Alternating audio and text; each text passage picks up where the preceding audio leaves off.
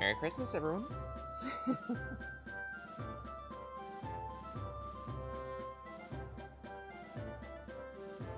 Hello there, Daniel. How's it going?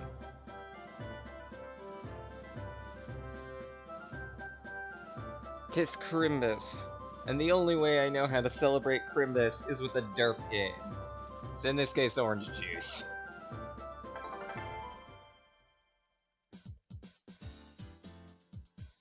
Best way I could summarize this game is, hey, take a tabletop game and make it even weirder.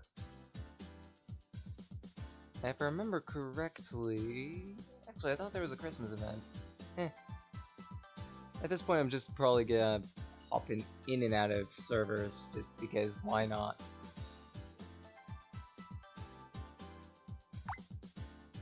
Oops, not search. Refresh. Yeah.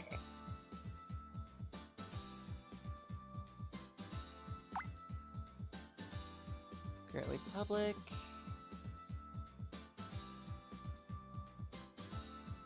There are very few publics. Wow. Huh. In that case, at least to start with, just try something terrible in the story. I don't even remember if I even had a good set.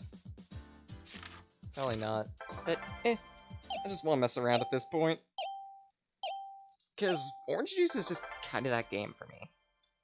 The game where everything ends up being somewhat comedic and just goes wrong.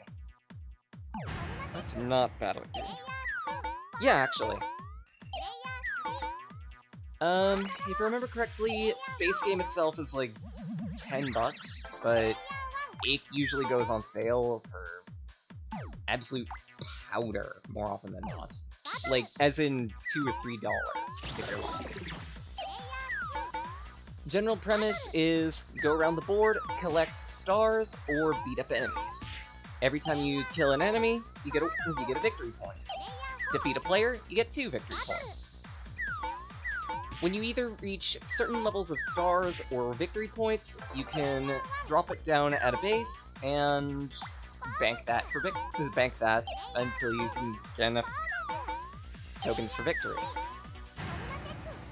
For at least the first Norma, as it's called, I need either 10 stars or a single victory, and then I need to land on a home base. And the only way to advance the counter is to land on a home base. Oh boy. I shouldn't have hit evade!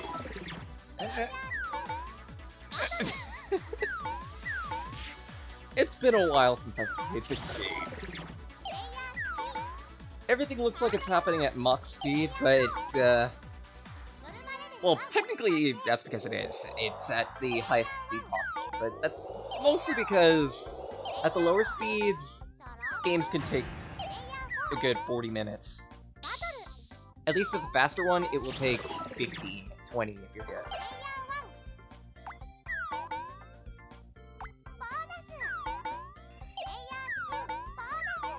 But yeah, like, base game for this has a whole bunch of characters, whole bunch of cards that you can get. That's $10. There are a whole bunch of expansion packs as well. Each of them, at worst, $3, I believe, or 4. And each expansion pack is usually a couple characters, several sets of cards, and it's a la carte. So if you don't want a set of characters, if you don't want a set of cards, you don't have to worry about it. There are a couple that are usually very useful. I believe one of the more recent ones added an entire new archetype of cards.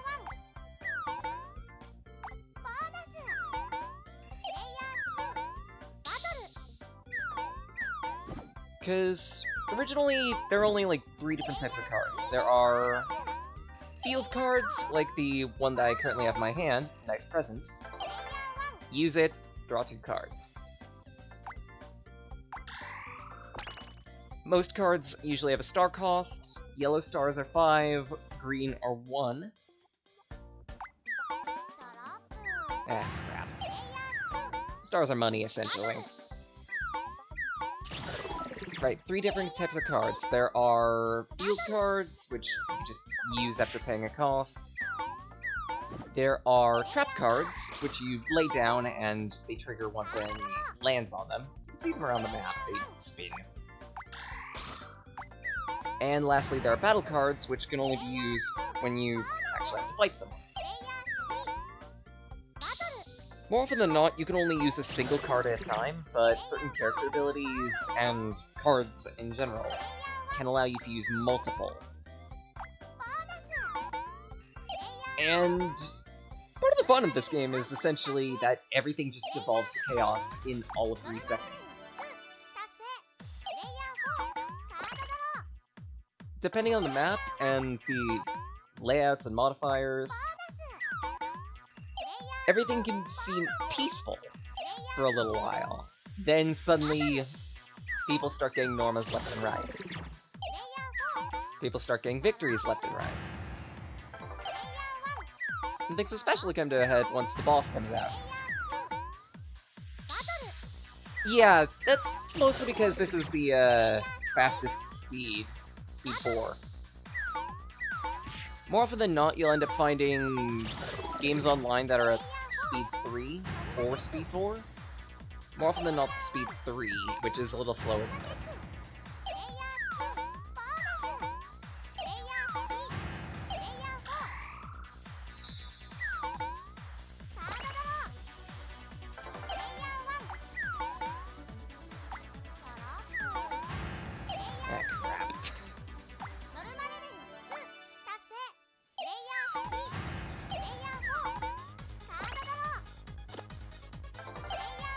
General victory condition for the entire game is get up to 5 Norma, land on a home base. I think I can dodge that. Good.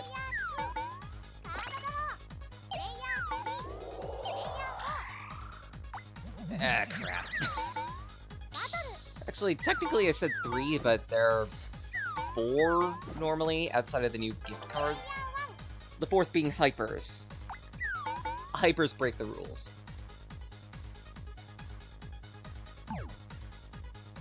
No, seriously, Hypers just break the rules. Every character has their own unique Hyper, and there was another one. Miss Hyper will bind units in place, make it easier to kill them. For a couple turns, we can't do anything while she gets free reign. At that, we also saw another Hyper used by this character. Ubiquitous. Essentially, she moves to your space. Yep, an ult, essentially. A random ult. And I just got mine. The thing with the Hyper cards is they're blank cards. If someone is programmed to draw a Hyper from the deck, then it becomes their character-specific Hyper. But there are also cards that allow you to steal cards from other players, which means you can steal other players' Hypers. And in some cases, certain characters can actually just outright get random or other copies of other players' Hypers, too. Depending on what characters are about, things can get really messy really quickly. Actually, a case in point. Ugh. I don't think that's a good idea to use, because that'll only deal 2 damage. So in that case, let's fight a small child. That was not how that was supposed to go.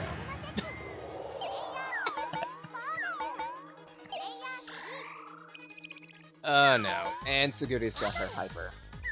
One of the most powerful Hypers in the game. Suguri just straight up cheats and says, you know what, I'm going to use 2 dice.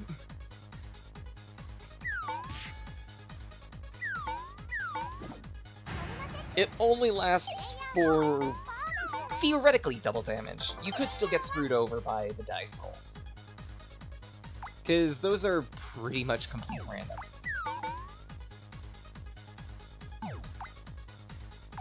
There is no hyper in this game that is an instant win card. There are many that come close. Yeah, pretty much. With Sagoris, you could theoretically get up to 12 damage, or 12 evasion, or 12 defense. Doesn't mean that you will. It's alright. Usually anytime I open my mouth, something goes wrong.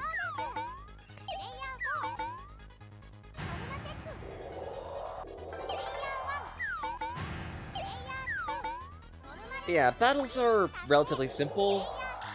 Both characters roll a die. Both characters attack once. There are some exceptions, depending on character abilities or effects of cards. But for the most part, that's usually how it goes. You get an attack, I get an attack. And it's usually 1v1. And it's always 1v1. And we've got a very deadly card on the map. Crap. Little War.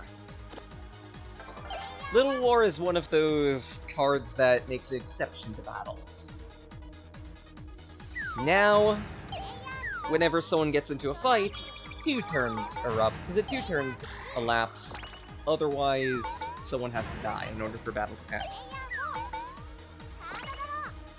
There's also a card that forces 2 players to battle to the death, and I mean to the death.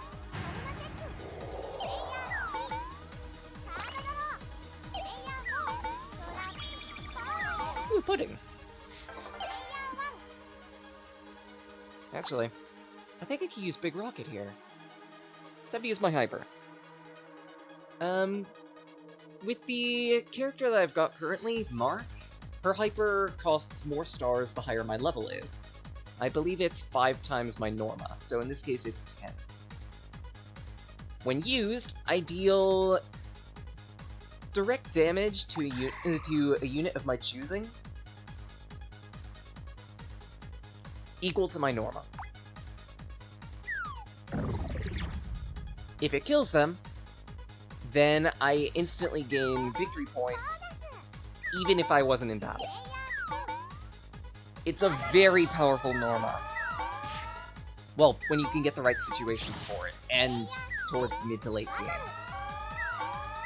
Early on, though, you're better off not doing too much fighting.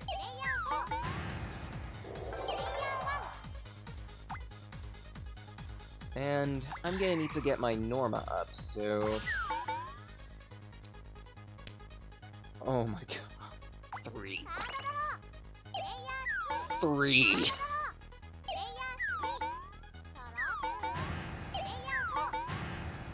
My luck. Alright, in that case, lay a trap. Let's get moving.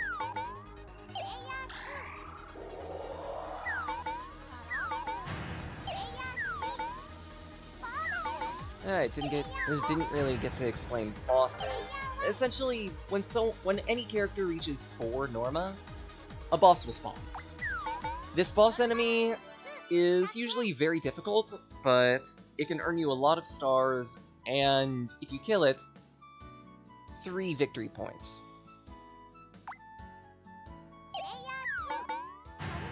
In the case of a pinch, it could be invaluable for giving yourself a leg up. But the problem is, it's a boss, so its stats are ridiculous.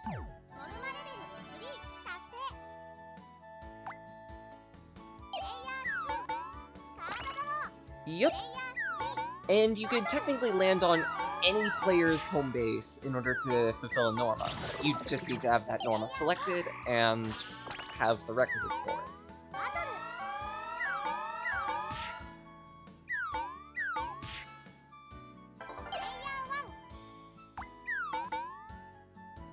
That's alright, I kinda just jumped into this without too much explanation. Literally, the numbers are, hey, this is player X's base. At least for your base, if you pass by it, you could choose to end your movement there, but otherwise, for any other player's base, you have to specifically land on it. And if anyone's landing on a base, and you can potentially try to get to them and battle them just to get onto a home base. I've seen many a map won by a person going, "Hey, let's fight X player on Y base." And by the way, I have full Norma. This is a mistake. Oh, this is a mistake.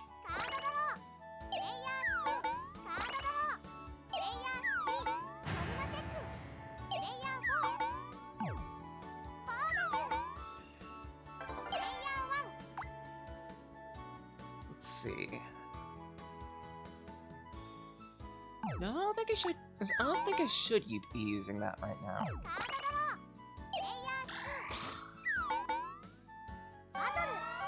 Oh boy, boss is gonna die.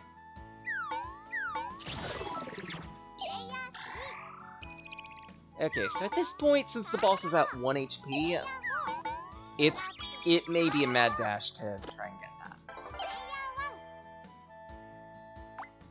Let's drop Pio and hope that no one lands on a boss. Crap. Someone's dying. Or not.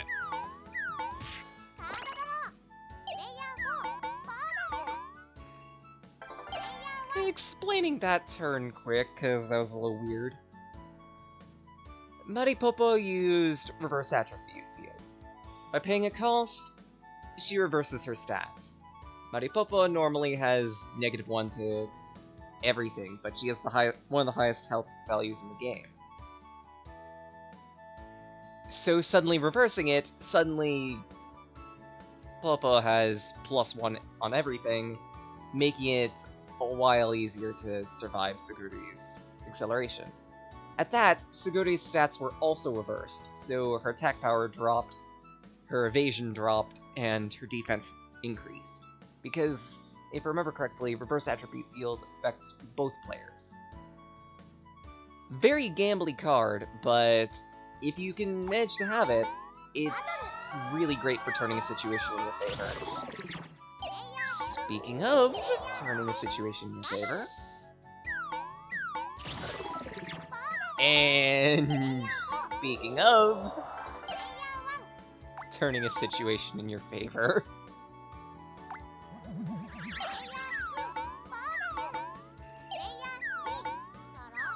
Ah, crap, I missed my base.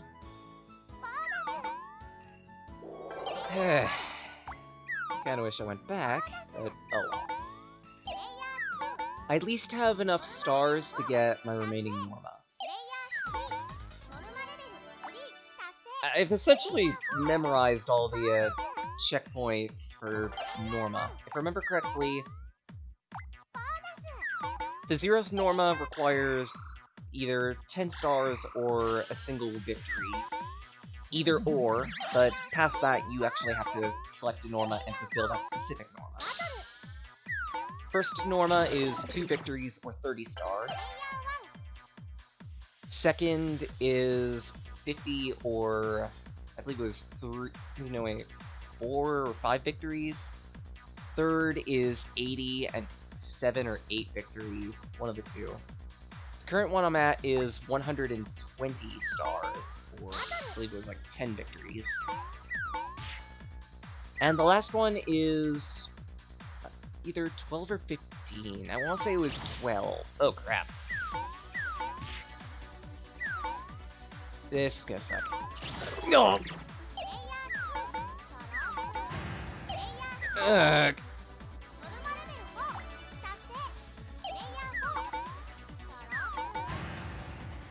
My stars! I mean, I still have a decent amount, but... My stars!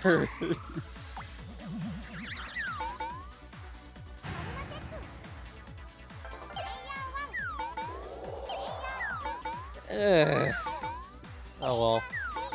I at least have enough for the current Norma. So if I get a 1, I can clear that. If I get a 6, I can still clear that.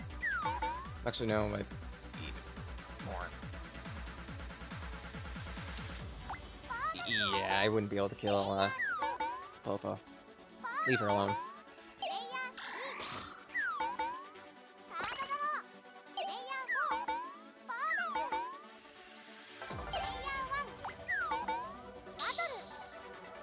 Seagull.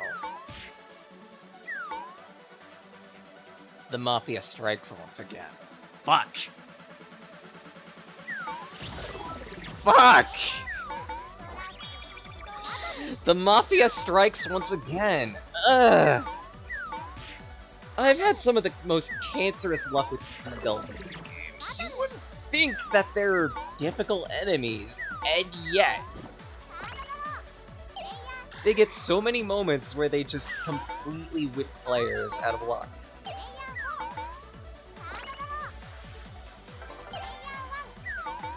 Fucking seagulls. Steven Seagull. Nice, Daniel. Nice. Oh crap, victory. Rest in pepperonis. Suguri wins this one.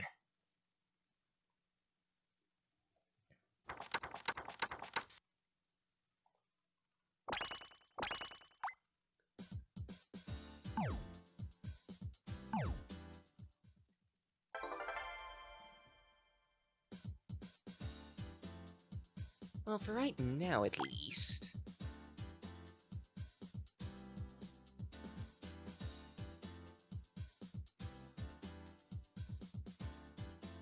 I think I'll just create a room and mess around with it. I forgot I named it. I forgot I named the lobby that.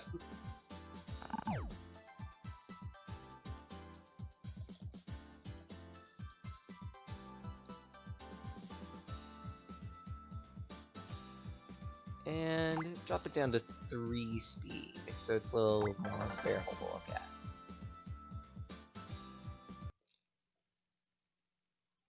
I've played this game a bit. That's all I'll say on that. Oh, you too! Because, I know a few nights ago I was actually thrown a sub to G-Wolf. God damn it, Shinny!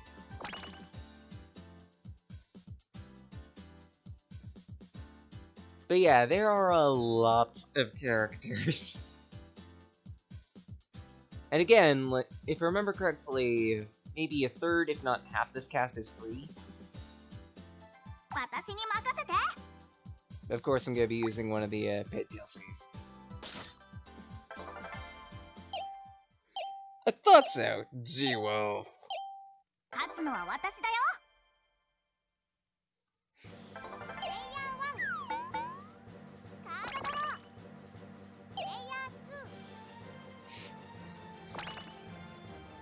Oh wow, someone joined already. Hello, welcome.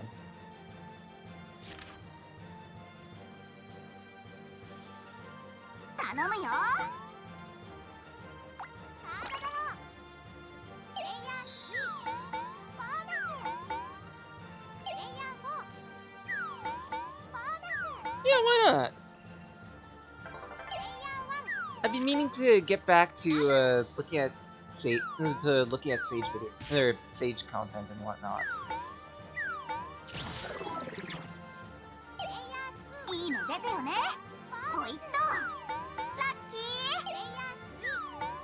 Problem is, I've been unfortunately busy, so I haven't gotten to record anything. Oh well.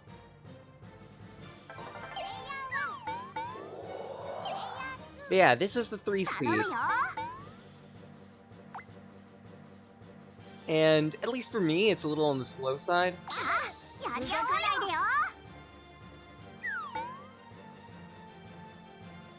Oh boy.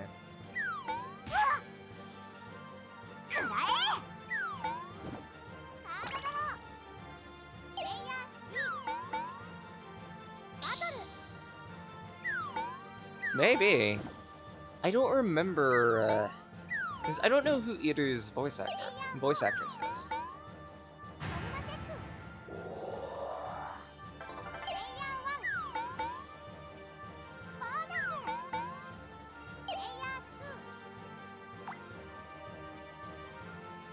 Sure, throw out the seagulls. Game. Game. Oh. Yeah, I can kind of see that. Okay, there are several color and costume options that are a little referential in this game. Mostly to anime. I wouldn't blame you on that one. But yeah, sorta. Alternatively, Pete. At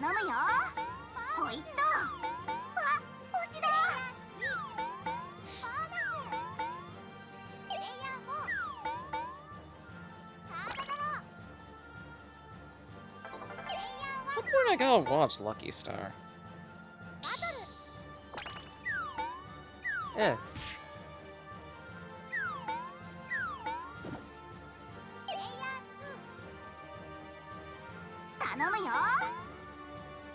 And let's get some stars out. A single star. Maybe.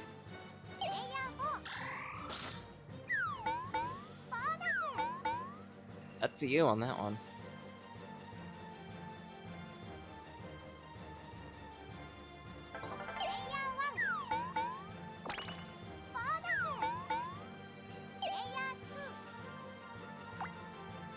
Yeah, sure. Why not? More players is always nice.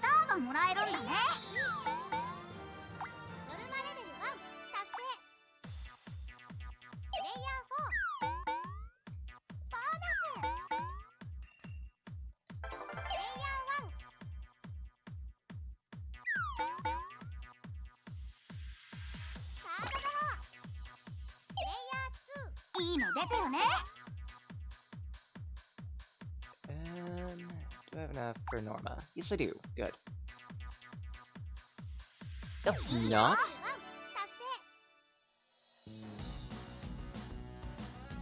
And just keep with the star Norma. Actually, I should probably explain this map. Currently, its field effect is random warp. Every 5 turns, characters will randomly warp around the map and change places with fun. This only occurs every 5 turns though.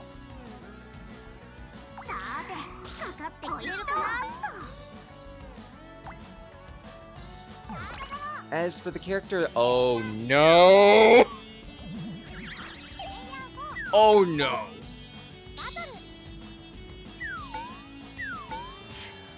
I got my hyper. And this character is a very weird one. She's got null stats across the board, average health. But here's the thing. Whenever I challenge a player, instead of directly attacking them, I deal 1 damage and give them the go-ahead. The exception being with the random monsters. No, actually. More often than not, the direction of boards is clockwise. And it pretty much always follows that rule.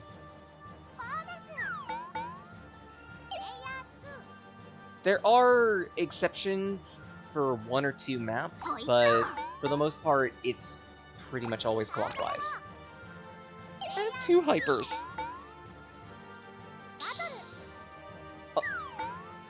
I'll give you credit on that one, though. It's a little tricky to see the arrows some days.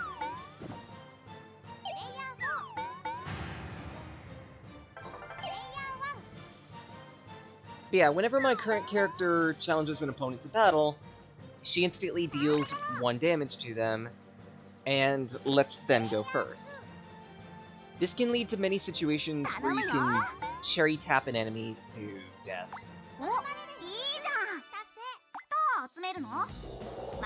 But her biggest power is with her hyper. By paying 5 stars per normal level, you will deal 1 random damage to an enemy. Well, to a player, rather. If you can kill a player, you can get a victory point out of them. Same if you end up killing them with your cherry tap at the start of battle.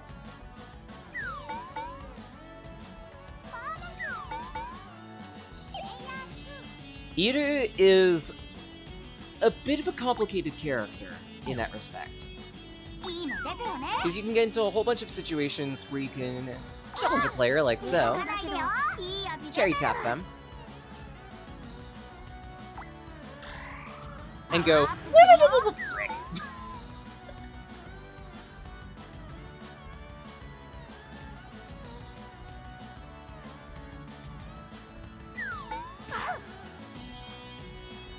Right side though. Okay. But one little bit of damage can make the difference in battles.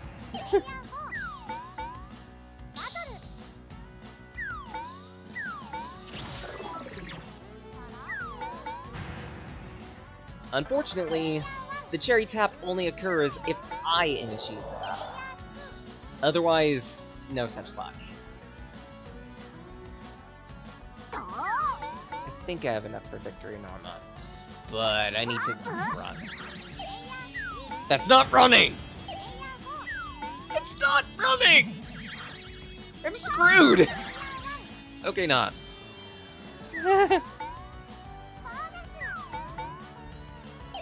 keep forgetting about the wolf gimmick. Right side. Yeah, just stay with Star Norma. Stay with Star Norma.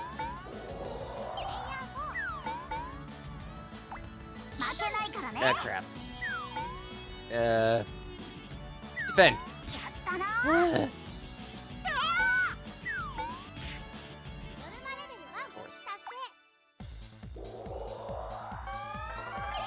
And since I've gotten to 4 Norma, boss comes out.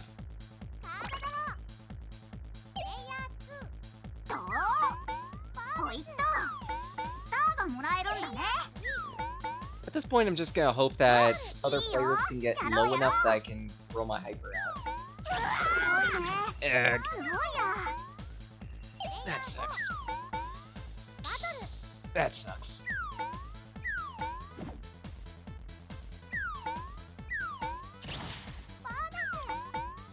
I have a situation.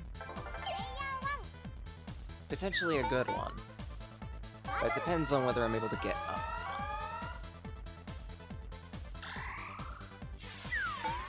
Oh boy. Blue Crow the Second. Take your whipping. Blue Crow the Second is Pete's hyper. It gives him attack and defense equal to the number of cards in his hand, but also ruins his evasion for the same amount. Essentially, he goes full siege mode. With his low health, that could mean both good and bad things. He's meant to be a fighter, and for the most part, characters in this game end up boiling down to one of several archetypes, or multiple several archetypes. They're fighters, like Pete, actually, technically all the characters here are fighters.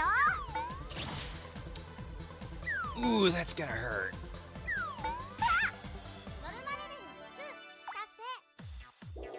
Yeah, all the characters here are fighters in some respect because they have decent attack power. With the exception of me, but I cherry tap, so that already puts me in fighter range.